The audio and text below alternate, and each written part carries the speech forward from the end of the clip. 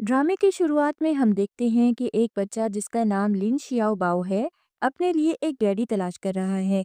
शियाओबाओ ने एक पोस्टर पर अपनी माँ की तस्वीर बनाकर उसे एक बोर्ड पर लगा रखा है और फिर वो सड़क पर खड़े होकर ऐलान करता है कि जब आप यहाँ से गुजरें तो मेरी खूबसूरत माँ को देखना ना भूलें।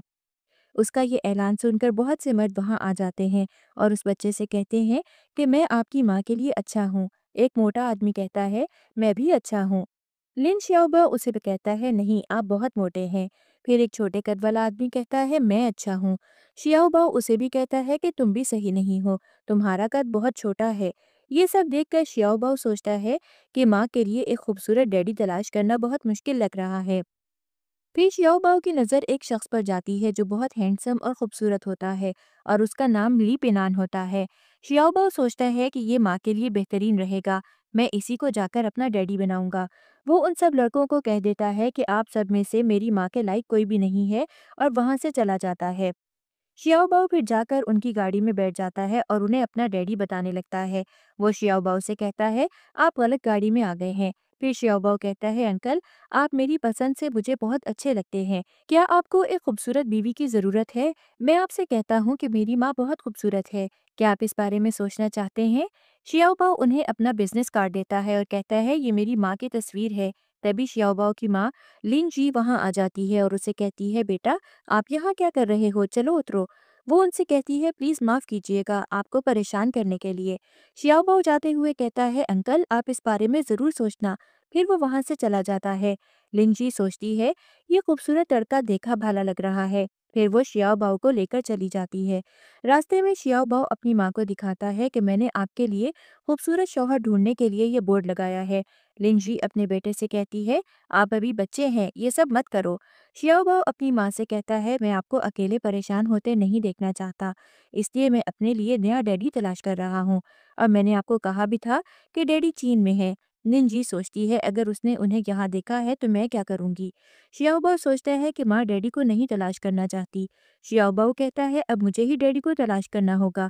अच्छा हुआ मैंने पहले ही बहुत सारे बिजनेस कार्ड सबको दे दिए हैं। माँ बहुत खूबसूरत है, उनके पास हमेशा खूबसूरत अंकल्स की कॉल्स आती हैं। फिर हम देखते हैं कि ली पेनान काम करते हुए शियाओ बाओ के बारे में सोचते हैं कि जैसे जैसे एक बच्चा बड़ा होता है उसकी आंखें उतनी ही चमकदार होती हैं। फिर वो उस बच्चे का दिया हुआ कार्ड देखते हैं। वह लिन जी एक फिल्म इंडस्ट्री में काम करने का सोचती है। वो सोचती है कि ज़्यादा पैसे कमाने के लिए ये ठीक है। न्यू साइड एजेंसी ने मुझे ये रोल दिया है। तभी लिन जी के पास एक कॉल आती है कि शियाओ बाओ कहीं नहीं मिल रहा। ये सुनते ही शियाओ बाओ को तलाश करने के लिए वो वहां से जाने लगती है। लिंडसी शियाओबाओ को तलाश करने निकलती है। इसी दौरान फिल्म इंडस्ट्री के मास्टर लॉन्ग उनसे पूछते हैं, आप कहाँ जा रही हैं?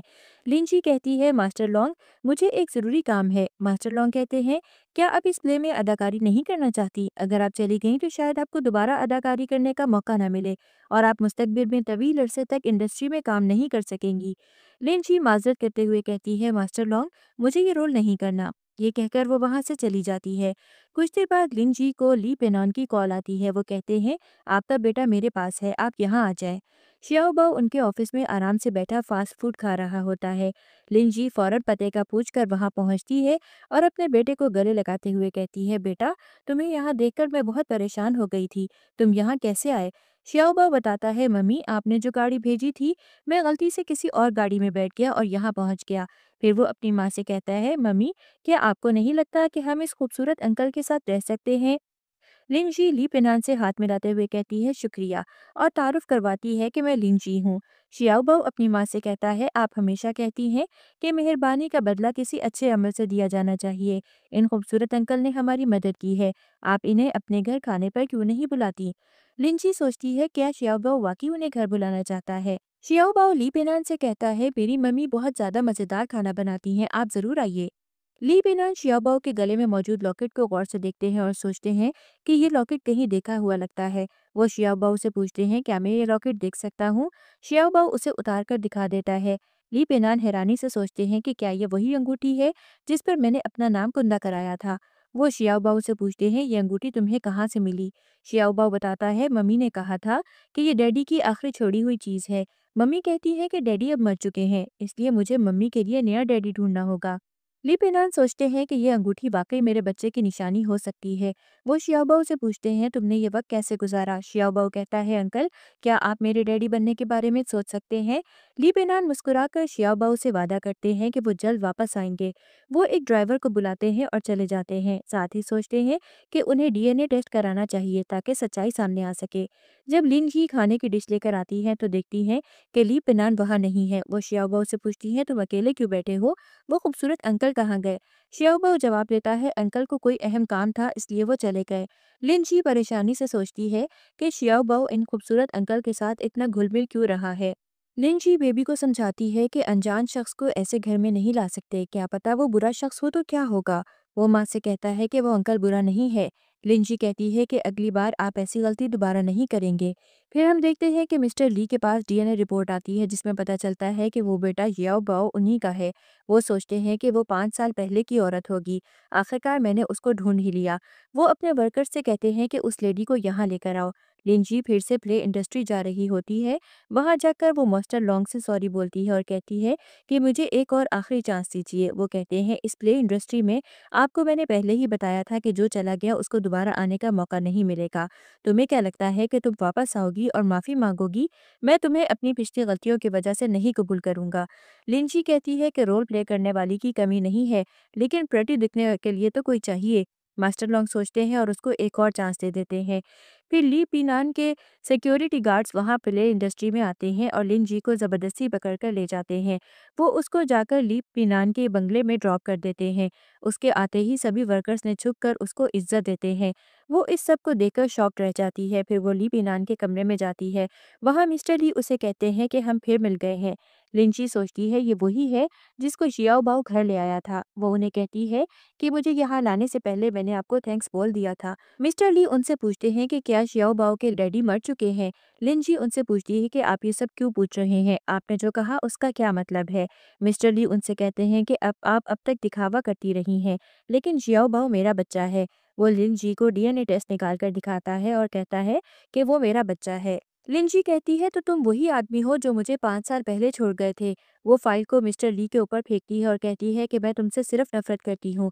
5 साल पहले तुमने मेरी यूथ एज बर्बाद करके गए थे। उसके कंपनसेट के लिए अब आप क्या ही कर सकते हैं। मैं आपको दोबारा नहीं देखना चाहती। दोबारा आप कभी मेरे सामने ना आना। फिर लिन जी जाने लगती है। मिस्टर ली उसे रोककर कहते हैं, जियाओ बाओ मेरा बेटा है, उसे मेरे साथ रहना होगा। लिन जी उसे कहती है कि मैं जियाओ बाओ को एक बेहतर जिंदगी दे सकती हूँ। मिस्टर ली उनसे पूछते हैं कि आप उसकी केयर किस तरह कर सकती हैं। मुझे जांचना चाहिए कि मेरे बच्चे की माँ किस किस्म की है और उसकी केयर कैसे करेगी। लिन जी उनसे बोलती है, मिस्टर ली मैं आपको वार्न कर रही हूँ, शियाओ बाओ मेरे बगैर नहीं रह सकता, आप उसे मुझसे कभी दूर नहीं कर सकते हो। मिस्टर ली कहती है कि अगर आपको शियाओ बाओ से दूर नहीं होना चाहती तो एक ही रास्ता है, आपको मुझसे शादी करनी होगी। मुझे पता है शियाओ बाओ आपके साथ रहना ज्यादा पसंद करेगा।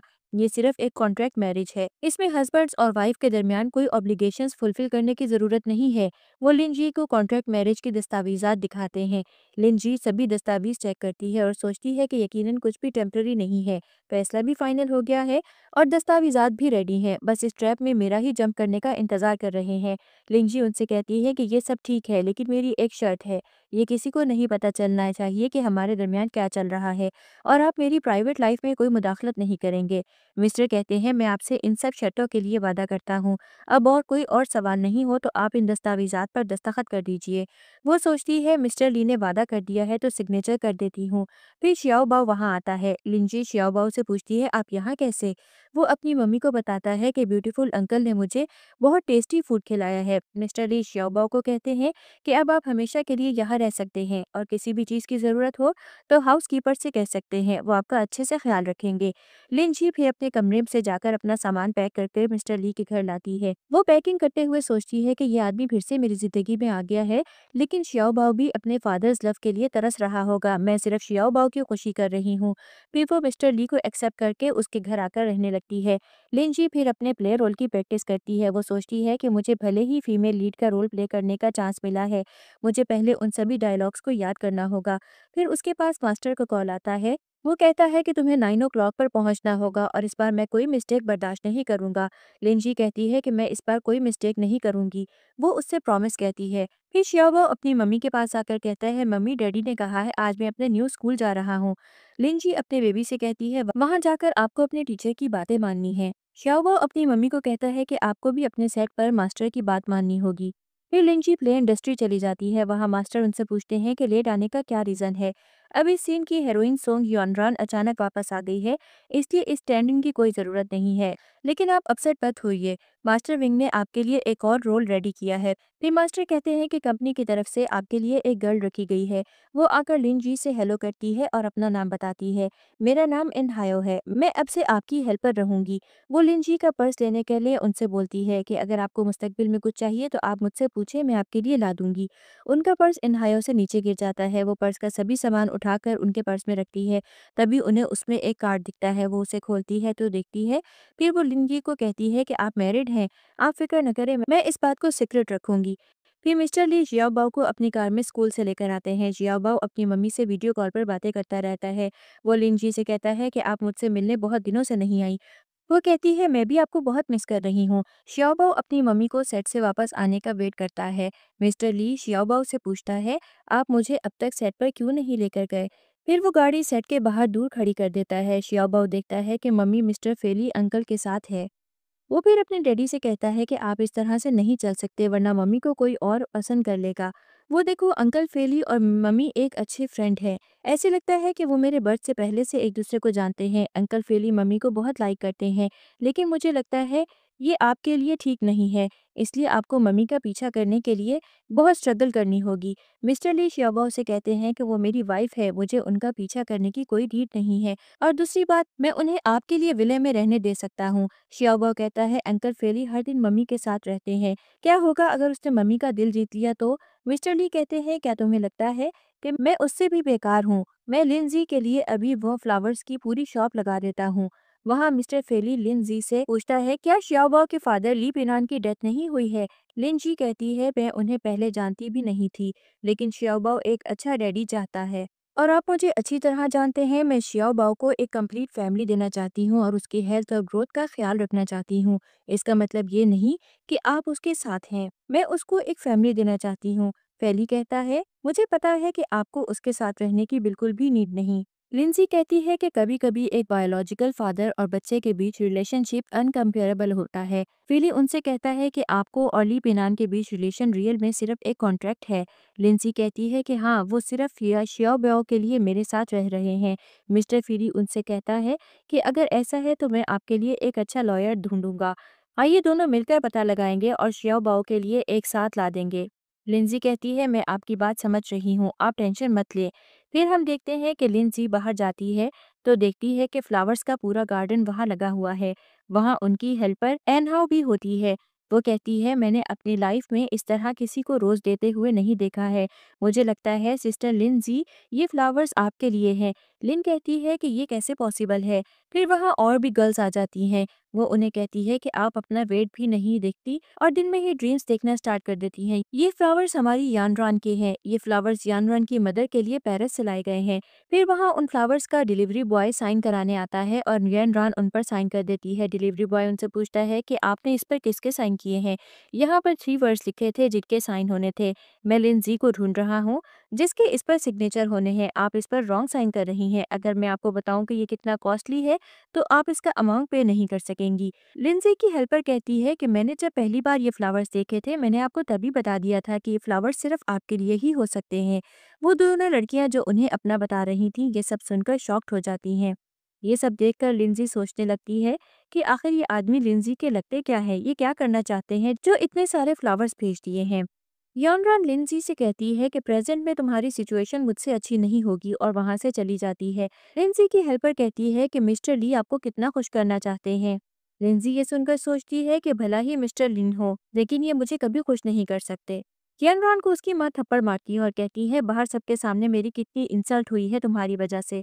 तुमने पहले पता नहीं लगाया कि ये फ्लावर्स किसके लिए हैं। यॉनरान कहती है कि ये सभी लोग ब्लाइंड हैं, उन्होंने नहीं देखा कि वो ये सब फ्लावर्स खुद ही खरीद कर सब लोगों की नज़रों में क्रेडिट करना चाहती है, लेकिन कोई नहीं, मैं अब आपके लिए कुछ अच्छा ही करूंगी।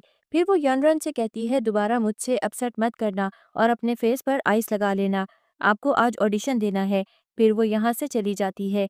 फिर देखते हैं कि लिंजी कैफ़े पर बैठी होती है। वहाँ उनकी हेल्पर उनके पास आती है और कहती है कि लिंजी हर कोई बात बना रहा है कि सभी को इम्प्रेस करने के लिए वो सभी फ्लावर्स आपने खुद ही लेके लगाए हैं। लिंजी कहती है कि इसमें गुस्सा होने की क्या बात है। एन हाउ कहती है, आपको गुस्सा नहीं आ रहा, ये फ्लावर्स आपके लिए भेजे गए थे। मुझे लगता है कि ये अफवाह सॉन्ग यानरान से आई हुई है। उसने ये इसलिए कहा होगा कि आज सुबह उसको गिल्टी फील हुई होगी। एन हाउ फिर लिन को खाना देती है। वो दोनों साथ में खाना खाते हैं। रात को लिंजी घर पहुंचती है तो वो देखती है कि मिस्टर ली ऑफिस में अभी तक वर्क कर रहे हैं। मिस्टर ली कॉफ़ी लेने गए होते हैं तो वो देखते हैं कि कॉफ़ी फिनिश हो गई है। तब लिंजी भी सब देख रही होती है। वो मिस्टर ली के लिए किचन से 1 ग्लास मिल्क लेकर आती है। मिस्टर ली देख के कहते हैं कि मैं मिल्क नहीं पीता। फिर वो उनसे पूछता है कि तुम घर वापस कब आई। लिंजी कहती है, मैं अभी आई हूँ। मैंने देखा कि आपकी रूम की लाइट अभी ऑन है, इसलिए मैं आपको हेलो कहने चाहती हूँ। मिस्टर ली पूछते हैं, आप अकेली क्यों आई हैं? लिंजी बताती है, मैं टैक्सी से आई हूँ, वो थोड़ी लेट हो गई। मिस्टर ली कहते हैं कि ड्राइवर लेट आया, उसके लिए मैं आपसे सॉरी चाहता हूँ। लिंजी कहती है, कोई बात नहीं। वो सोचती है इनका फेस इतना हैंडसम है और वो इतने सॉफ्ट स्पीकरी बात करते हैं, इस तरह की रिक्वेस्ट मैं कैसे रिफ्यूज़ करने का सोच सकती हूँ। लिन उसे कहती है कि ये मिल्क का ग्लास मैंने आपके लिए रेडी किया था, ये आपको सोने के लिए हेल्प करेगा। फिर वो वहाँ से जाने लगती है। मिस्टर ली उसको रोक कर कहते हैं कि क्या आपको मेरे गिफ्ट किए हुए फ्लावर्स मिले? लिन कहती है हाँ। लिन सोचती है कि गॉड, ये एक फूल है, अब मैं उन्हें कैसे बताऊँ कि मुझे ये लोग पसंद नहीं है। वो लिन से कहती है कि मुझे वो पसंद आए। फिर वो चली जाती है। ली बिनान वो मिल्क खुश होकर पी लेता है। फिर सुबह लिंजी उठती है तो देखती है कि वो सभी ओल्ड ड्रेसेस एक बॉक्स में बंद कर रहे होते हैं। लिन कहती है, मिस्टर ली कहाँ हैं? वो अपने रूम में वर्क कर रहे होते हैं। लिंजी उनके पास जाती है तो वो मिल्क का ग्लास को बार बार देख रहे होते हैं। लिन उनसे कहती है, क्या ये सब आपने मंगवाया है? इनको वेस्ट करने से अच्छा है कि पुअर लोगों को गिफ्ट में दे दो। कैपिटल में बहुत रूथलेस लोग हैं। वो सोचती है कि रिच लोगों की थिंक पुअर लोगों से कितनी डिफरेंट है। वो ली से कहती है, आप इन्हें नीडी पीपल को दे दीजिए। ली कहता है, ओके, मैं इस बारे में सोचूंगा। फिर लिन उनसे कहती है कि मैंने अभी अभी आपको मिल्क का ग्लास स्टार्टिंग करते देखा है, अगर वो ठंडा हो गया है तो मुझे दे दीजिए, मैं दूसरा लेके आ जाऊंगी। मिस्टर ली कहता है, मैंने अभी अभी हाउसकीपर से इसको शियाओ बाओ के लिए लाने के लिए कहा है। वो थोड़ा सा मिल्क उस गिलास से पीकर चेक करती है। लिन कहती है, शियाओ बाओ के लिए मुझे आदत है टेम्परेचर चेक करके देने की। फिर मिस्टर ली उसे कहती है, मैं आपके लिए दूसरा ग्लास लेकर आती हूँ। लिन उसको रोक लेता है और उनके लिप्स पर किस करके फिर ग्लास से मिल्क पीता है। लिन शाय होकर वहां से चली जाती है। मिस्टर ली सोचते हैं कि आज का वेदर बहुत अच्छा है। फिर वो सभी साथ में ब्रेकफास्ट करते हैं। वहाँ भी मिस्टर ली मिल्क के ग्लास को हाथों में लिए देखते रहते हैं। शियाबाओ डैडी से कहता है कि क्या आपको पहले मिल्क पीना पसंद नहीं था? वो कहते हैं, पहले पसंद नहीं था, फिर बाद में पता चला मिल्क का टेस्ट बहुत अच्छा है। मिस्टर ली सोचते हैं कि ऐसा लग रहा है जैसे मैंने अभी अभी मिल्क पिया है। शियाबाओ सोचता है, पहले डैडी को मिल्क पसंद नहीं था, फिर अचानक उन्हें कैसे मिल्क पसंद आ गया। अब समझ आया। वो कहता है, डैडी मुझे भी पहले मिल्क पीना पसंद नहीं था, लेकिन फिर मम्मी ने बताया कि मिल्क पीने से बॉडी स्ट्रांग होती है और कद लंबा हो जाता है, फिर मैं ये पीने लगा। माँ को भी ये पसंद है। डैडी आपको भी मिल्क पीना चाहिए। लिन ये सब सुनकर मन में हंसती है और उसको शर्ट होकर खाने के लिए कहती है। फिर लिंजी के पास एनहाओ की कॉल आती है। वो कहती है कि लिंजी, हॉट सर्च पर चेक कीजिए, आपकी फ्रॉड न्यूज़ सोशल मीडिया पर वायरल हो रही हैं। मुझे लगता है आपको बाहर नहीं आना चाहिए, सभी लोग यहाँ आपका इंतज़ार कर रहे हैं। वो कहती है, मैं चेक करती हूँ, एक बार जस्ट वेट। वो न्यूज़ चेक करती है तो उसमें लिखा होता है कि लिंजी ने सेट पर डायरेक्टर को इम्प्रेस करने के लिए हमारी एब्सेंस का एडवांटेज लिया है। वो फीमेल लीड की पोजीशन को विन करने के लिए ये सब करना चाहती थी। फिर लिंजी वहाँ से उठकर चली जाती है और मिस्टर फीली को कॉल करती है। वो उन्हें कॉल रिसीव करके कहता है, मुझे पता है आप मेरे बिहेवियर से इम्प्रेस हैं। लिंजी कहती है कि मैं तुमसे कोई इम्प्रेस नहीं हूँ, तुम एक बिग हेड विल डेविल हो और तुमने सब जानते हुए भी मुझे परेशान करने की कोशिश की है। मैंने तुम्हें नूडल्स का हाफ पीस दिया था, आप इस तरह उसका रीपे कर रहे हैं। फीली कहता है, मैं बस आपकी हेल्प कर रहा था। वो कहती है, मैं अपनी प्रॉब्लम्स खुद सॉल्व कर लूंगी, तुम्हें मेरी टेंशन लेने की कोई नीड नहीं है और प्लीज़ पब्लिक प्लेस पर कभी इन टॉपिक्स को मेंशन ना करें। इतना कहकर वो कॉल कट कर देती है। फिर मिस्टर ली सोचता है कि लिंजी के साथ शायद कोई प्रॉब्लम हुई है। वो अपने असिस्टेंट को इसका पता लगाने के लिए मैसेज करता है। फिर वो फाइल लेकर मिस्टर ली के पास आते हैं और कहते हैं, मैंने सही तरह सर्च किया है, इसमें फीमेल की पिक्चर कट कर दी गई है।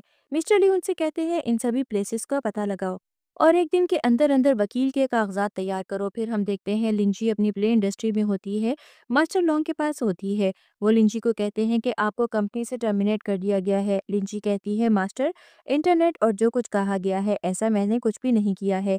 मास्टर उसे कहते हैं कि क्या तुम अब भी ये सोचती हो कि सच अहम है? मैंने तुम्हें पहले भी वार्न किया था कि तुम्हें हर चीज़ के लिए महफूज रहने के लिए कहा था। ये सर्कल इतना अहम नहीं था जितना तुमने सोचा था। मैंने इस स्कैंडल को हर जगह फैला दिया है। लिंजी कहती है मैं जानती हूँ कि सच क्या है, इसलिए मैं कॉन्ट्रैक्ट टर्मिनेट करने आई हूँ। फिर वो चली जाती है। मिस्टर लॉन्ग उसे रोकते हैं और कहते हैं मैंने आपका कॉन्ट्रैक्ट टर्मिनेट कर दिया है। लिंजी कहती है हाँ मुझे पता है। मास्टर लॉन्ग उसे कहते हैं कि मैंने अपना भी कॉन्ट्रैक्ट रिज़ाइन कर दिया है। अब मैं भी अबेंडन हूँ। अब वो तीनों एक साथ काम करने का फैसला करते हैं। फिर वो तीनों कंप्यूटर पर कुछ काम कर रहे होते हैं। तब मास्टर लॉन्ग देखते हैं कि वेबो से सभी हॉट सर्च हटा दिए गए हैं। वो लिंजी को कहते हैं कि आपने देखा, वेबो पर सभी सर्च हटा दिए गए हैं, क्या ये आपने कराया है?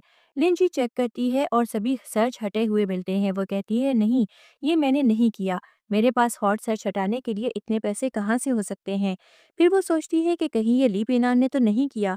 एन हाउ कहती है इसके पीछे किसी बड़े बॉस का हाथ है। फिर लिंजी मू फैली को कॉल करती है और कहती है आपका शुक्रिया अदा करने के लिए तैयार हो जाओ। लिंजी कहती है इतने साल मेरे साथ रहने और मुझे सपोर्ट करने के लिए शुक्रिया। मू फैली कहता है आपके संसेलिज्म को देखकर मुझे समझ नहीं आ रहा है मैं आपको क्या जवाब दूं। लिंजी कहती है जब आप ओल्ड एज के हो जाओगे तो मैं आपको पेंशन दूंगी।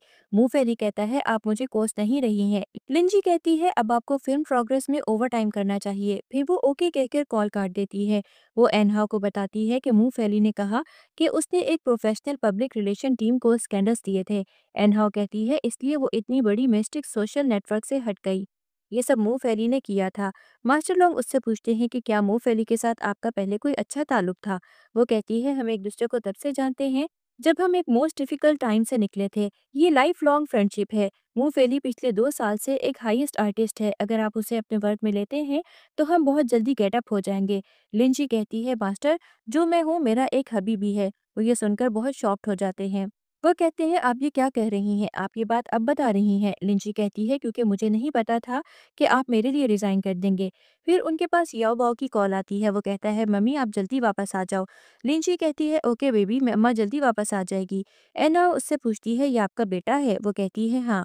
फिर हम देखते हैं कि मिस्टर ली अपने फ़ोन को बार-बार देख रहे होते हैं। उनके पास खड़ा सर्वेंट उनसे कहता है आप मैडम की कॉल का इंतज़ार कर रहे हैं? मिस्टर ली सोचते हैं कि मुझे ये नहीं कहना चाहिए था, शायद मैंने कुछ गलत कहा है।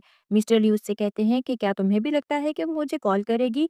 सर्वेंट सांची कहता है पिछले 2 दिनों से ये न्यूज़ छुपा दी गई है। मैडम आपको सरप्राइज़ देना चाहती हैं। आपने उनके लिए इतना कुछ किया है। फिर जियाओ बाओ वहाँ आता है और मिस्टर ली से कहता है कि आज आप मेरी मम्मी को परेशान मत करना। वो डैडी के लिए सरप्राइज़ प्लान करना चाहती हैं। कुछ देर बाद लिन जी घर आती है। वो जियाओ बाओ के कमरे में आकर उसे सोता हुआ देखती है। तभी मिस्टर ली वहां आ जाते हैं। लिन जैसे ही खड़ी होती है उसके पाँव में दर्द होने लगता है। मिस्टर ली उसे आकर गोद में उठा लेते हैं। लिन कहती है आप ये क्या कर रहे हैं? जियाओ बाओ जाग जाएगा। मिस्टर ली उसे ले जाकर सोफे पर बिठाते हैं और उसके पाँव पर रिलीफ पेन स्प्रे लगाते हैं। वो उनसे कहती है इतनी छोटी सी चोट के लिए आप मेडिसिन लगाएंगे, ये खुद ही ठीक हो जाएगी। मिस्टर ली मेडिसिन लगाकर कहते हैं कि आप इसका ख्याल रखना। आप सेट पर ऊपर-नीचे जंप करती हैं। कुछ दिनों के लिए ये सब मत करना, वरना मुझे लगता है कि आप फ्यूचर में ठीक से चल नहीं पाएँगी। लिन सोचती है ये मेरी कितनी केयर करते हैं। फिर वो मिस्टर ली को थैंक्स कहती है। मिस्टर ली उसे कहते हैं कि आप इस मेडिसिन को रख लीजिए और इसे रोज़ाना लगा लीजिए। फिर मिस्टर ली उसे लिन के कमरे में लेकर जाते हैं और कहते हैं आपको कुछ चाहिए तो मुझे बुला लेना। फिर वो वहाँ से चले जाते हैं। लिन सोचती है ये आदमी शायद अच्छा है। अगली सुबह सब एक साथ नाश्ते के लिए बैठते हैं। लिन उनके लिए नाश्ता बना रही होती है। मिस्टर ली सोचते हैं शायद आज वो मुझे सरप्राइज देने के लिए नाश्ता बना रही हैं। फिर लिन खाने और टिफिन को पैक करके लाती है। मिस्टर ली प्लेट से खाना उठाते हैं, तभी लिन प्लेट उठा लेती है और कहती है शियाओ बाओ मैंने आपके लिए आफ्टरनून का टिफिन पैक कर दिया है। मिस्टर ली उससे पूछते हैं आपके पाँव में दर्द था, आपने खाना क्यों बनाया? शियाओ बाओ भी पूछते हैं मम्मी आपके पाँव में क्या हुआ? लिन कहती है कुछ भी नहीं, देखो मैं सही से चल भी रही हूँ। मिस्टर ली सोचते हैं लिन जी ने अपने शौहर के लिए कुछ नहीं बनाया। फिर वो हाउसकीपर से कहते हैं आप शियाओ बाओ को स्कूल ड्रॉप करवा दीजिए। मिस्टर ली गुस्से में उठकर चले जाते हैं। कुछ देर बाद मिस्टर ली अपने ऑफिस में जाकर सभी सर्वेंट्स को वहां खड़ा देखते हैं। सब सोचते हैं सर रात तक तो बहुत खुश थे, अचानक उनके मूड को क्या हो गया? मिस्टर ली सबको गुस्से से बाहर भेज देते हैं। दूसरी तरफ लिन और मुफेली साथ में लंच कर रहे होते हैं। मुफेली उससे कहता है आप मेरा टिफिन खाइए और मैं आपका। वो दोनों टिफिन एक्सचेंज करके खाने लगते हैं। मुफेली लिन का टिफिन खाकर कहता है बहुत वक्त हो गया, मैंने अब तक ऐसा खाना नहीं खाया। वाकई लिन जी ये बहुत मज़ेदार है। फिर मिस्टर ली वहां से होकर गुजरते हैं और देखते हैं कि उन लिन का टिफिन मुफेली खा रहा होता है। मिस्टर ली कहते हैं तो इसलिए लिन आज सुबह इतनी जल्दी उठ गई थी। वो सुबह से मुफेली के लिए लंच बना रही थी। ये सब देखकर मिस्टर ली बहुत गुस्सा हो जाते हैं और अपने सभी वर्कर्स पर गुस्सा निकालते हैं। मिस्टर ली अपने ऑफिस में सभी वर्कर्स को सख्त लहजे में हदायत दे रहे होते हैं। सब हैरान होते हैं कि मिस्टर ली जो आमतौर पर तहम्मुल मिजाज है इतना गुस्सा क्यों कर रहे हैं। उनके इस रवैये से कंपनी का माहौल तनाव का शिकार हो जाता है। दूसरी तरफ सांगची जो हाउस कीपर है लिन जी को कॉल करके कहते हैं क्या आपके पास कंपनी आने के लिए वक्त है? पिछले 2 दिनों से हमारे प्रेसिडेंट बहुत अपसेट हैं और सभी वर्कर्स पर गुस्सा निकाल रहे हैं। अगर आप आएंगी तो शायद सब कुछ ठीक हो जाएगा। लिंजी कहती है लेकिन मुझे यहाँ बहुत काम है, मैं आने की कोशिश करती हूँ, लेकिन अगर ली पेनान के आने के बावजूद भी मसला हल ना हुआ तो मुझे कोई इल्ज़ाम ना देना। कंपनी में सांची बेसब्री से लिंजी का इंतज़ार करते हैं। जब लिंजी वहाँ पहुँचती है तो सब उन्हें देखकर हैरान रह जाते हैं। वो सोचते हैं ली पेनान की बीवी कितनी खूबसूरत है। सांची उन्हें लेकर ली पेनान के ऑफिस लेकर जाते हैं। वहाँ ली पेनान अपनी कुर्सी पर अपसेट बैठे होते हैं। जैसे ही वो लिंची की आवाज़ सुनते हैं उनके चेहरे पर खुशी आ जाती है। वो लिन से पूछते हैं आप यहाँ कैसे आई? लिन मुस्कुराते हुए कहती है मैं यहाँ से गुजर रही थी तो सोचा आपसे मिल लूँ। ली पेनान कहते हैं आप खाली हाथ आई हैं। लिन हल्की मुस्कुराहट के साथ कहती है सॉरी, मैं आपके लिए कोई गिफ्ट नहीं ला सकी। अचानक ली पेनान उन्हें गले लगा लेते हैं। लिन हैरत से कहती है आप ये क्या कर रहे हैं? ली पेनान जवाब देने के बजाय उन्हें माथे पर किस करते हैं और कहते हैं आपको अंदाजा भी नहीं है कि मैंने आपको कितना याद किया है। लिन ये सुनकर कुछ नहीं कहती, लेकिन अंदरूनी तौर पर हैरान होती है कि वो पहले कभी किसी के इतने करीब नहीं रही। लिन ऑफिस से बाहर निकलती है। ली पेनान भी उनके साथ बाहर आते हैं और पूछते हैं आप घर वापस कब आएंगी? जियाओबाओ आपको बहुत याद करता है। लिन कहती है अगर मैं उन दिनों में ज्यादा मसरूफ ना हुई तो जल्दी वापस आ जाऊंगी। कल मैं अपना काम मुकम्मल करने के बाद घर आऊंगी। ली पेनान मुस्कुराते हुए कहते हैं ठीक है, लेकिन कल शाम के खाने के वक्त मैं आपका इंतजार करूंगा। लिन सेट पर पहुंचती है। वहां मुफेली उसे देखकर कहता है आज आपने अपना रोल प्ले नहीं किया। लिन कहती है आज थोड़ा मुख्तलिफ दिन था। मुफेली मुस्कुराते हुए कहता है आप हमेशा मसरूफ रहती हैं, कभी कभार अपने लिए भी वक्त निकाल लिया करें। लिन हंसती है और कहती है आप ठीक कहते हैं। दूसरी तरफ ली पिनान ऑफिस वापस आकर सोचते हैं क्या लिन वाकई मुझे याद नहीं करती या वो बस मसरूफ है। उनके अंदर की बेचैनी बढ़ती जाती है और वो खुद से वादा करते हैं कि वो लिन को वापस अपने करीब लाएंगे, चाहे इसके लिए उन्हें कुछ भी करना पड़े। लिन अपने सेट पर पहुंचती है। वहाँ कू फेली उसे कहता है कि आपने आज रोल प्ले नहीं किया। लिन कहती है आप इन डायलॉग्स को पढ़िए, मैं मेकअप करके आती हूँ। फिर एक्ट खत्म होने के बाद लिन जी शियाओ बाओ को स्कूल से लेने जाती है। वहाँ शियाओ बाओ अपनी दोस्त के साथ खेल रहा होता है। शियाओ बाओ मम्मी को देखकर बहुत खुश होता है। वो अपनी दोस्त को बताता है कि मेरी मम्मी बहुत खूबसूरत दिखती हैं और मेरे डैडी बहुत जेलसी वाले हैं। लिन शियाओबाओ से कहती है कि क्या आप इस छोटी लड़की को पसंद करते हैं? शियाओबाओ गुस्सा होकर चला जाता है। फिर वो दोनों घर पहुंचते हैं। शियाओबाओ अपनी मम्मी से नाराज होता है। मिस्टर ली उनसे कहते हैं कि आओ आ गए हो। वो पूछते हैं आज आप इतनी जल्दी काम खत्म करके कैसे आ गई? लिन कहती है मैं पहले रात के लिए डिनर तैयार कर लेती हूँ। फिर वो किचन में सब्जियां काट रही होती है। ली उनके पास किचन में आ जाते हैं। लिन कहती है आप ऊपर जाकर नहा लीजिए, मुझे 1 घंटा लगेगा डिनर तैयार करने में। मुझे सांकी ने बताया है कि आप इस दौरान बहुत मसरूफ रहे हैं, आपने ठीक से खाना भी नहीं खाया है। वो लिन जी से कहते हैं कि मैं अब भूखा नहीं हूँ। लिन सोच में पड़ जाती है। अचानक छुरी फिर लिन की उंगली पर लग जाती है और खून निकलने लगता है। मिस्टर ली हाउसकीपर से कहते हैं आप जाकर बैंडेज ले आएं। फिर ली उनकी उंगलियों पर बैंडेज लगाते हैं। लिन कहती है ज्यादा चोट नहीं लगी है। मिस्टर ली उन्हें कहते हैं आपकी उंगली से खून निकल रहा है, मुझे बैंडेज लगाने दीजिए। फिर वो कहते हैं आप रात के लिए डिनर ना बनाइए। लिन कहती है मैंने श्याओबाओ से वादा किया है, मैं उसे डिनर अपने हाथों से बनाकर खिलाऊंगी। मिस्टर ली उनसे कहते हैं तो मैं भी आपको किचन के काम में मदद करता हूँ। फिर वो दोनों साथ में डिनर बनाने लगते हैं। थोड़ी देर बाद श्याओबाओ अपनी मम्मी को ढूंढते हुए वहां आता है। श्याओबाओ दोनों को एक साथ देखता है तो सोचता है डैडी ने मेरी मम्मी को भी मुझसे छीन लिया है। फिर वो वहां से चला जाता है। तीनों साथ में डिनर करने लगते हैं। श्याओबाओ गुस्से वाले मूड में होता है।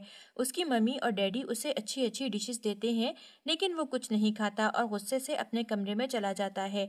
लिन सोचती है श्याओबाओ कुछ ज्यादा ही गुस्सा हो गया है। फिर सुबह में श्याओबाओ स्कूल के लिए तैयार नहीं होता। जब उसके पास जाकर देखते हैं तो वो गुस्से से डैडी को देखकर फिर से सो जाता है। मिस्टर ली कहते हैं, आपको क्या हुआ है, मुझे बताइए। शियाओबाओ कहते हैं, आपने मेरी मम्मी को भी मुझसे छीन लिया है। मिस्टर ली उसे कहते हैं, आप अपनी मम्मी के भी बेबी हो और मेरे भी बेबी हो। शियाओबाओ खुश हो जाता है और डैडी के साथ गोद में बैठकर चला जाता है। फिर हम देखते हैं कि लिन जी को सेट पर फिल्म की कामयाबी से तकमील पर गुलदस्ता देकर मुबारकबाद दी जाती है। डायरेक्टर उन्हें कहते हैं कि अगले हफ्ते टीवी सीरीज रिलीज होगी तो एक बड़ी जश्न पार्टी होगी। फिर डायरेक्टर उन्हें मुबारकबाद देकर चले जाते हैं। मुफीली लिन से कहते हैं कि आपने अभी अभी अपनी फिल्म की तकमील की है, मैं आपको छोड़कर जाने के लिए तैयार नहीं हूँ। क्या आप कुछ दिन और रुकेंगी? मेरी फिल्म की तकमील तक इंतजार कर सकती हैं। वो कहती है, आप कंपैरिजन कर लीजिए कि मैं भी फिल्म में साथ हूँ। फिर लिन घर पहुंचती है और बहुत थक जाती है। हाउसकीपर उन्हें कहती है कि आप बहुत थक गई हैं, थोड़ी चाय लीजिए। आप ऊपर जाकर आराम कीजिए, मैं आपके लिए चाय लेकर आती हूँ। लिन अपने कमरे में जाकर सो जाती है और उन्हें सोते सोते बहुत देर हो जाती है। फिर वो उठती है और सोचती है कि मुझे बहुत देर हो गई, श्याओ बाओ के लिए अभी डिनर भी बनाना है। वो उठकर आती है, तभी लियो रिक्जू उसे टकरा जाती है। वो सोचती है कि क्या लियो रिक्जू पिनान की फ्रेंड है, ये तो मोस्ट पॉपुलर फीमेल आर्टिस्ट है। तभी वो ली पेनान आ जाता है। ली रिक्शु उनके पास जाकर खड़ी हो जाती है। लिंजी उनसे पूछती है, शियाओबाओ कौन से रूम में है? फिर वो उसके रूम में चली जाती है। लियो रिक्शु पिनान से कहती है, क्या आपने मेरा न्यू टीवी सीरीज देखा है? सभी कहते हैं कि आपने मेरे जैसे सिस्टर रिसीव करके बहुत लकी है। लियो रिक्शु अपने ब्रदर को आवाज लगाती है, वो किसी और चीज में खोया रहता है। रिक्शु उनको कहती है, मैं आपसे बात कर रही हूँ, आप मेरी बात क्यों नहीं सुन रहे हैं? ली पेनान उसे कहते हैं, आप लिन जी से अपसेट क्यों हैं? अगर आपने दोबारा ऐसा किया तो मैं आपको यहाँ आने नहीं दूंगा। लियो रिक्सो कहती है, आपने उसके लिए मुझे क्यों धमकाया? फिर मिस्टर ली लिंजी के पास चले जाते हैं। लिंजी शियाओबाओ के क्वेश्चंस चेक करते हुए सोचती है कि ली पिनान और कोई रुक्सो एक दूसरे को कैसे जानते हैं। लियो रुक्सो के बिहेवियर से ऐसे नहीं लगता कि लियो रुक्सो यहाँ पहली बार आई है। ये सब सोचते हुए लिन शियाओबाओ का एक करेक्ट क्वेश्चन रॉन्ग कर देती है। शियाओबाओ कहता है, मम्मी ये क्वेश्चन करेक्ट है। लिंजी कहती है, सॉरी। शियाओबाओ, मम्मी अभी कुछ सोच रही थी। शियाओबाओ कहता है, आप अभी ठीक नहीं लग रही। लिंजी कहती है, नहीं ऐसा नहीं है, बस अभी थोड़ी देर तक सो रही थी, इसलिए शायद कोल्ड हो गया है। तभी वहाँ मिस्टर ली आ जाते हैं। वो ये सुनकर लिंजी के हेड पर हैंड रखकर चेक करते हैं। लिंजी सोचती है, ये क्या हो गया है, और उनसे कहती है, क्या आपको अपनी फ्रेंड के साथ रहने की नीड नहीं है? वो कहते हैं कि वो अकेले रह सकती है। फिर वो शियाओबाओ से कहते हैं, अगर आपने अपना होमवर्क कंप्लीट कर लिया हो तो चलिए सब डिनर करते हैं। लिंजी उनसे पूछती है, क्या आपने अभी तक खाना नहीं खाया है? शियाओबाओ बताता है कि डैडी बोल रहे थे कि सबसे इम्पोर्टेंट पर्सन अभी तक नहीं आया है। लिंजी सोचती है कि ली पेनान अभी तक मेरा वेट कर रहे थे। फिर वो सब डिनर करते हैं। तब लिंजी सोचती है कि शियाओबाओ इसलिए बोल रहा था कि ली पेनान जिस इम्पोर्टेंट पर्सन का वेट कर रहे थे वो मैं नहीं, लियो रिक्सू थी। फिर वो सब डिनर कर लेते हैं। फिर लिंजी अपने रूम में मिरर के सामने बैठ के बातें कर रही थी कि भले ही लियो रिक्सू उनकी गर्लफ्रेंड हो, मुझे उन्हें कुछ कहने की परमिशन नहीं है। फिर लियो रिक्सू उनके रूम में आती है। लिंजी उनसे कहती है, आप यहाँ क्यों आई हो? आपको मुझसे कुछ लेना देना नहीं है। लियो रिक्सू कहती है, मैं आपकी आइडेंटिटी जानती हूँ, आपने ब्रदर ली पिनान को फंसाया है। लिंजी कहती है, आपको कोई मिसअंडरस्टैंडिंग है, मेरे और ली के बीच कोई ऐसा रिलेशन नहीं है जैसा आप सोच रही हैं। लियो रिक्सू कहती है कि फिर आप मेरे ब्रदर को छोड़ दो। लिंजी कहती है कि आपको ये मिसअंडरस्टैंडिंग है कि मैंने ली पिनान से शादी करके उन्हें फंसाया हुआ है, उन्हें यूज किया है। आप ली पिनान से मेरा बेबी मुझे देने के लिए बोल दीजिए तो मैं उन्हें खुद छोड़ दूंगी। फिर ली पिनान वहाँ आता है और लियो रिक्सू को वहाँ से गेट आउट होने के लिए कहता है। फिर वो लिंजी को कहता है कि उसने जो कहा आप उसको दिल पर मत लेना। लिंजी कहती है कि दूसरों की नजरों में तो मैं तुमसे शादी करके आपका प्रॉफिट उठा रही हूँ, मैं शियाओबाओ के पास जा रही हूँ। ली पिनान उनका हाथ पकड़ लेता है। लिंजी अपने बेटे के पास जाके बैठ जाती है। शियाओबाओ नींद से उठकर कहता है, मम्मी आपको नींद नहीं आ रही, आपको कोई प्रॉब्लम तो नहीं है? वो कहती है कि कुछ नहीं बेबी, आप आइज क्लोज करके सो जाओ। लिंजी सोचती है कि यहाँ तक के बेबी को भी पता है कि मेरा मूड खराब है। फिर वो मॉर्निंग को मास्टर लॉन्ग और एन हाउ के साथ होती है। मास्टर कहते हैं वो बहुत स्टाइलिश है, जिसे आज रात लाइव टीवी डिनर से मिला था, हम सभी को सरप्राइज कर देंगे और मोस्ट ब्यूटीफुल फीमेल आर्टिस्ट बन जाएगी। लिंजी कहती है, अभी से मोस्ट हैप्पी मत होइए। वो कहते हैं, तो क्या हुआ, आज रात सभी पॉपुलर इंडस्ट्री के वेल नोन डायरेक्टर्स आएंगे, हम मोस्ट ब्यूटीफुल प्रोड्यूसर्स बनकर हम बिग गाइस को इम्प्रेस कर सकते हैं, तभी हम उनसे कॉपरेशन के लिए डिस्कस कर लेंगे, इसलिए लिंजी आप बुरा मत मनाना। वो कहती है, ओके। ये सब वो एक बिग स्ट्रेंज ड्रीम देख रही थी। फिर वो ड्रीम से उठती है और जाकर शियाओबाओ के रूम में उसके पास सो जाती है। फिर वहाँ ली पिनान आता है और उन्हें सोता देखकर लिंजी को गोद में उठाकर अपने पास सुला लेता है। फिर वो नींद में ली को शियाओबाओ समझकर हक करने लगती है। फिर ली पिनान कहता है कि आप ये क्या कर रही हैं। लिंजी उठकर देखती है कि शियाओबाओ की टमी इतनी फैटी कैसे हो गई। फिर वो उनसे कहती है कि मैं कल रात शियाओबाओ के रूम में सोई थी, फिर यहाँ कैसे आ गई। ली पिनियान कहते हैं, मुझे सिर्फ इतना पता है कि जब उठा तो आप मुझसे चिपक कर सोई हुई थी और आपने मुझे टाइटली हक कर लिया था। वो कहता है, शायद आप मुझे ड्रीम में याद करती हो, इसलिए रात को मेरे बेड पर आकर सो गई और मेरे साथ हक करके सो गई। अगर आपको मेरी याद आती है तो आप मुझे बता सकती हैं। मेरे रूम के डोर आपके लिए हमेशा ओपन है। फिर वो शाय होकर चली जाती है। वो अपने रूम में जाकर सोचती है, क्या मैं शियाओबाओ के रूम में सोई थी तो फिर वहाँ कैसे पहुँच गई। मुझे लगता है कि शायद ली पेनान ने मुझे धोखा दिया है। फिर वो रेडी होकर ब्रेकफास्ट करने जाती है। वहाँ शियाओबाओ कहता है, मम्मी आज आप इतने लेट से क्यों उठी हैं, आपने कल रात को क्या किया।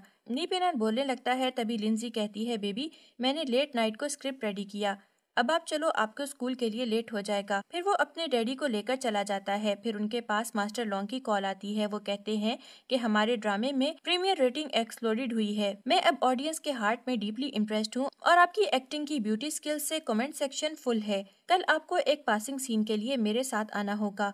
वो कहती है, ओके मास्टर लॉन्ग। फिर हम देखते हैं कि सांग की ली पिनान के पास आकर कहते हैं, आपको यंग मैडम को क्या गिफ्ट देना चाहिए। ली पिनान पूछता है कि क्या उनका बर्थडे आ रहा है। सॉन्ग की कहते हैं, ये बर्थडे गिफ्ट नहीं, 2 मंथ्स पहले मैडम को टीवी सीरीज में गुड रिस्पांस मिला है, ये एक कॉन्ग्रेचुलेशन गिफ्ट है। उसके लिए मैडम को कॉन्ग्रेट्स गिफ्ट। आप क्या देना चाहोगे। मैंने सुना है कि मुंहफेली गिफ्ट ढूंढने के लिए एक ज्वेलरी स्टोर पर गया था। मैं ये नहीं कह रहा हूँ कि हमारे पास मनी की शॉर्टेज है। गिफ्ट फाइंड करने के लिए सबसे मेन बात यह है कि आप खुद अपनी पसंद से उनके लिए कोई गिफ्ट फाइंड करें। ली पिनान सोचता है, क्या उन्हें खुशी होगी ये गिफ्ट देखकर। फिर लिंसी और शियाओबाओ डिनर के लिए बैठे होते हैं और शियाओबाओ ली का वेट करता है। फिर ली वहाँ आता है। शियाओबाओ कहता है, डैडी आओ, आज इतना लेट हो गए। लिंसी कहती है, हमें भी अभी भूख नहीं थी, अब आप आ गए हैं तो बैठ जाइए, साथ खाना खा लेंगे। शियाओबाओ डैडी को बताते हैं, मम्मी कह रही थी कि जब डैडी आएंगे हम सब उनके साथ खाना खाएंगे। लिंजी सोचती है, ये बेबी कुछ भी कह देता है। फिर लिंजी डिनर करके शियाओबाओ के साथ पजल खेलने लगती है। फिर वो शियाओबाओ से कहती है, अब लेट हो रहा है, चलो चलते हैं। ली पिनान उनका गिफ्ट उनके रूम में मिरर पर रख देता है। लिंजी जब उस बॉक्स को देखती है तो कहती है, मैंने तो इस ब्रांड का कुछ भी नहीं बाय किया है। वो उसको ओपन करके देखती है तो उसमें I love you 15th anniversary necklace होता है। वो सोचती है, ये यहाँ किसने रखा। वो उसको लेकर पिनियान के रूम में आती है। वहाँ पिनियान बाथरूम से नहाकर निकलता है। लिंजी उनको टॉवल में देखकर शाय हो जाती है और फेस साइड पर कर लेती है। वो उनसे कहती है कि आपने कपड़े क्यों नहीं वियर किए। ली पिनान कहता है, शाय मत हो, इससे पहले हमारा एक बेबी भी हो रखा है। वो उन्हें कहती है, ये मेरे रूम में किसने रख दिया है। ली कहता है, ये आपके लिए है, first TV drama success celebrate करने के लिए आपका गिफ्ट है। लिंजी कहती है, लेकिन ये बहुत कॉस्टली है। ली पिनियान उसको लेकर उन्हें अपने हाथों से पहनाते हैं। वो कहते हैं कि आओ, बहुत ब्यूटीफुल लग रही हो इस नेकलेस में। फिर वो रेडी हो जाती है। शियाओबाओ आकर उसे कहता है, मम्मी आप डैडी के साथ डेट पर जा रही हैं। वो कहती है, नहीं। वहीं ली भी आ जाता है। वो लिंजी को इतना ब्यूटीफुल देखकर शियाओबाओ के सामने ही लिंजी को किस कर देता है। लिन कहती है, आपने ये बेबी के सामने क्या कर दिया है। शियाओबाओ कहता है, मम्मी आप पर डैडी बहुत एफेक्शनेट हैं। फिर हम देखते हैं कि मास्टर लॉन्ग और एनहाओ लिंजी का वेट कर रहे होते हैं। फिर कुछ देर बाद वो आती है। मास्टर लॉन्ग उससे कहते हैं, आप आज भी इतना लेट हैं। लिन कहती है, आप टाइम देखिए, मैं करेक्ट टाइम पर हूँ। मास्टर कहते हैं, अच्छा, लेकिन मैंने ली रिक्सो को जल्दी वहाँ जाते देखा था। फिर ली रिक्सो वहाँ से बाहर आती है। फिर मास्टर लॉन्ग लिंजी से कहते हैं, अब आप अपना ऑडिशन देने अंदर आ जाइए। फिर वो जब वहाँ जाती है, डायरेक्टर लिन को बार बार रॉन्ग साइड टच करने की कोशिश करते हैं। फिर वो लिन के साथ बैड बिहेवियर करने लगते हैं। लिन उनको पीछे हटाती है। तभी वहाँ एक दूसरा डायरेक्टर रुआन रेंचेंग वहाँ आ जाता है। वो डायरेक्टर से कहता है, जो तुम्हें मेरी स्क्रिप्ट स्टील किया है वो वापस रिटर्न कर दीजिए, नहीं तो मैं पुलिस को इन्फॉर्म कर दूंगा। वो उनकी स्क्रिप्ट उन्हें दे देता है। उनकी वजह से लिन बच जाती है। वो बाहर उनसे मिलती है और थैंक्स बोलती है। रुआन रेंचेंग उन्हें बताते हैं, लिंजी सोनी स्क्रिप्ट को लर्न कर रही होती है। तभी वहाँ ली पिनियान आकर उन्हें कहते हैं, मैं पहले से ही लियो रिक्सियो के बारे में जानता हूँ, मुझे उम्मीद नहीं कि वो आपकी स्क्रिप्ट इस तरह से स्टील कर लेगी। मैं आपको एक ग्रेट स्क्रिप्ट दूंगा। लिंजी कहती है, मुझे पहले से ही एक स्क्रिप्ट मिल गया है और मैंने उसको लर्न करना भी स्टार्ट कर दिया है। ली उनसे कहता है कि अगर लियो रिक्सू दोबारा से ऐसा करती है तो मैं हमेशा आपके साथ खड़ा रहूंगा। वहाँ शियाओबाओ आकर उनको देख लेता है। वो उन्हें कहता है कि आप फिर से रोमांटिक हो गए। लिन उसको कहती है, आप अभी तक सोए नहीं हो। शियाओबाओ कहता है, मैं अपनी मम्मी की किस लेने आया था। फिर लिन शियाओबाओ को किस करती है, वो भी अपनी मम्मी को किस करता है और सोने चला जाता है। फिर मॉर्निंग में लिंजी मास्टर लॉन्ग और एनहाओ के पास होती है। एनहाओ उन्हें बताती है कि डायरेक्टर कल से हॉस्पिटल में एडमिट है। उन्हें किसी ने कल बुरी तरह बीट किया। वो रियल में एक जानवर था। उसने हमारी लिंजी को लगभग मार ही डाला था। लिंजी कहती है, मुझे अब एक ग्रेट स्क्रिप्ट मिल गया है। मास्टर लॉन्ग कहते हैं कि ये थोड़ा हार्ड टाइम है, हम अपनी लिंजी को आपके एक्ट करने के लिए एग्री हैं। लिंजी खुश हो जाती है। वो बैठकर स्क्रिप्ट को लर्न कर रही होती है। उसको सडनली थोड़ी नींद आ जाती है और वो वहीं सो जाती है। ली पेनान आकर उनको सोते हुए देख लेते हैं और उनके पास बैठ जाते हैं। वो लिंजी को अपने पास सर रखकर सुला लेते हैं। फिर लिंजी उठ जाती है और ये सब देखकर दूर हो जाती है। वो मिस्टर ली को कहती है, तुम यहाँ क्यों आए हो? वो उन्हें बताते हैं कि तुम यहाँ जब से बाहर आई हो तब से तुम गायब हो। शियाओबाओ एक सिंगल पेरेंट फैमिली का चाइल्ड बन जाएगा। लिंजी कहती है, मैं शियाओबाओ को डेली कॉल करती हूँ। मिस्टर ली उसे कहते हैं कि आपने मुझे कभी कॉल नहीं किया। वो कहती है, मुझे डर लगता है कि कहीं आप मेरा कॉल कट न कर दें। मिस्टर ली उनसे पूछते हैं कि क्या आपका वेट बहुत कम हो गया है, आज आप मेरे साथ डिनर पर चलेंगी? वो कहती है, फिल्मिंग खत्म होते ही मैं आपके पास आऊंगी। फिर वो ली पिनियान को किस करती है। मिस्टर ली बहुत हैप्पी हो जाते हैं और वो भी लिन को लिप्स पर किस करते हैं। फिर वो दोनों वहाँ से चले जाते हैं। लिन शूटिंग क्लब जाकर एनहाउ से कहती है, मुझे थोड़ा वर्क है, मैं जल्दी जा रही हूँ, शूटिंग स्टार्ट होने से पहले वापस आ जाऊंगी, लेकिन उस बात को डायरेक्टर को मत बताना। फिर वो रेडी होकर ली पिनियान के पास पहुंच जाती है और वो दोनों एक फूड कैफे पर जाकर डिनर करते हैं। लिन जहां जाकर फूड खाती है, मिस्टर ली को भी ले जाती है। वहां वेटर लेडी उनसे पूछती है, ये आपके साथ आज कौन है? आप तो हमेशा से अकेली आई हो। ली पिनियान उसे कहते हैं, शायद आपको ये अच्छे से जानती है। वो कहती है, मैं हमेशा यहीं आती हूँ। फिर वो उनके लिए फिश लेकर आती है, जिसको खाकर मिस्टर ली बहुत हैप्पी हो जाते हैं और उनको 1 योनयान की जगह पूरे योनयान का एक बंडल देकर आते हैं। लिंजी उन्हें कहती है, मैंने आपको ऐसे पुअर्स की हेल्प करते हुए पहली बार देखा है। फिर वो दोनों एक होटल में जाते हैं। वहाँ के रूम्स देखने को बहुत गंदे लगते हैं। फिर लिन नहाने के लिए पानी गर्म करती है। वो जैसे ही उसे उठाती है, उसका हाथ थोड़ा जल जाता है। ये देखकर ली आता है और देखता है कि लिन का हाथ कहीं से जला तो नहीं। फिर लिन कहती है, मैं बिल्कुल ठीक हूँ। लिन नहाने के लिए चली जाती है। वो सोचती है कि ली हमारे बीच पहले ही जो कुछ हुआ है उसे बेहतर बनाना चाहते हैं और शायद दोबारा एक रिश्ता बनाना चाहते हैं। बाहर मिस्टर ली सोचते हैं, शायद मैं भी बाथरूम में होता तो सीन बहुत अच्छा होता। फिर वो दोनों नहा लेते हैं। लिन अपना सोने का बेड नीचे बनाती है। मिस्टर ली देखकर कहते हैं, आप ऊपर सो जाएं। लिन कहती है, ये नीचे मेरे लिए है, आप ऊपर सोना। फिर ली ये सब सुनकर उन्हें गोद में उठा लेते हैं और बेड पर सुला देते हैं। वो दोनों फिर सो जाते हैं। लिन पर उठती है और देखती है कि मिस्टर ली सोए हुए बिल्कुल शियाओबाओ की तरह लगते हैं। वो अपने फोन में वक्त देखती है और सोचती है कि बहुत देर हो गई, मुझे अभी सेट पर भी जाना है। फिर वो उठकर तैयार होने चली जाती है। फिर ली उठते हैं। उनके पास शियाओबाओ कॉल करके पूछता है कि आपने मम्मी को देखा? वो कहता है, आप मम्मी को आज इम्प्रेस कर लेना, अभी मैं स्कूल जा रहा हूँ डैडी। फिर वो डैडी को बाय बाय कहकर स्कूल चला जाता है। फिर वो देखते हैं कि लिन मुझसे पहले उठ गई है। लिन अपने सेट पर पहुंच जाती है। वहाँ मास्टर कहते हैं, आज बहुत कम फोटोज क्लिक हुई हैं। लिन जी और एनहाओ दोनों साथ में नाश्ता कर रहे होते हैं। एनहाओ कहती है, आज फिर वही बोरिंग सब्जियां, कुछ हफ्तों से यही सब खा रहे हैं। मुझे वाकई में चाय और दूध का जायका आ रहा है। शायद मास्टर लॉन्ग हमारी मदद करेंगे। फिर वो उन्हें बुलाते हैं कॉफी और आइसक्रीम लेने के लिए। वहाँ सब लोग कहते हैं कि लिन जी ने अरेंजमेंट कराया है, लेकिन लिन जी सोचती है, ये मैंने नहीं किया। फिर वो दूर जाकर ली पिन्यान को कॉल करती है। वो उनसे पूछती है, ये सब तुमने किया है? वो कहते हैं हाँ। लिन उनसे कहती है, आप आए क्यों नहीं? वो कहते हैं, मैं आपको परेशान करने का काम नहीं कर सकता। आपने जो भी फिल्म बनाई है वो वाकई बहुत अच्छी थी। मुझे लगता है अच्छी चीज़ें कभी ख़त्म नहीं होती। आप फिल्मिंग से अपना काम जल्दी मुकम्मल करके आना। शियाओबाओ और मैं भी आपका बहुत इंतजार कर रहे हैं। लिंजी की फिल्मिंग के बाद सब लोग ड्रिंक करके कार्ड खेलने लगते हैं। लिंजी कार्ड्स उठाती है और बार बार हार जाती है। वो इससे परेशान होकर बहुत ज़्यादा ड्रिंक करने लगती है। सभी फ्रेंड्स उसकी मजाहिया बातें करते हैं कि आपको शायद सर्दी में गर्म होने की ज़रूरत है। लिंजी नशे में ली पेनियान को कॉल करती है। वो सभी फ्रेंड्स उसको कहते हैं, आप उनको कहो कि मुझे गर्म होने के लिए आपकी ज़रूरत है। ली पिनियान उनसे कहते हैं, आपको खालीपन और सर्दी के लिए मेरे जिस्म के दर्जे हरारत की ज़रूरत है। ओके बाय, मैं आ रहा हूँ। फिर एनहा कॉल काटकर उसको रूम में ले जाती है जहाँ ली पिनियान और लिंजी होते हैं। फिर कुछ देर बाद शियाओबा वहाँ आता है और वो उनसे कहता है, आप लोग रूम के बाहर क्या कर रहे हैं? एनहाओ कहती है, आओ अभी वहाँ मत जाओ, अंदर मम्मी और डैडी हैं। शियाओबाओ जाने की जिद करने लगता है। फिर एनहाओ से कहती है, मम्मी और डैडी अंदर नई बारबी गर्ल सिस्टर लाने की प्लानिंग कर रहे हैं। शियाओबाओ ये सुनकर बहुत खुश हो जाता है और खुशी से जंप करने लगता है। फिर सुबह लिन जी उठकर अपना फ़ोन देखती है और सोचती है कि शायद कल रात मैंने कुछ ज़्यादा ही ड्रिंक कर ली। फिर ली पिन्यान वहाँ आते हैं और कहते हैं, आप उठ गई हैं। लिन अपने आप को उनके सामने बगैर कपड़ों के देखकर अचानक शर्मा जाती है। ली पिन्यान उनसे कहते हैं, कल रात आपने मुझे अपने पास बुलाने के लिए कहा था। ड्रामे के एंडिंग पॉइंट पर हम देखते हैं कि मिस्टर ली उनसे कहते हैं, लिन जी, मैं शियाओबाओ को एक हकीकी फैमिली देना चाहता हूँ। मैं आपसे वाकई बहुत मोहब्बत करता हूँ। क्या तुम मुझे अपना हकीकी शौहर बनने दे सकती हो? लिन जी उनका प्रपोजल कबूल कर लेती है और वो दोनों एक हकीकी शौहर और बीवी बन जाते हैं।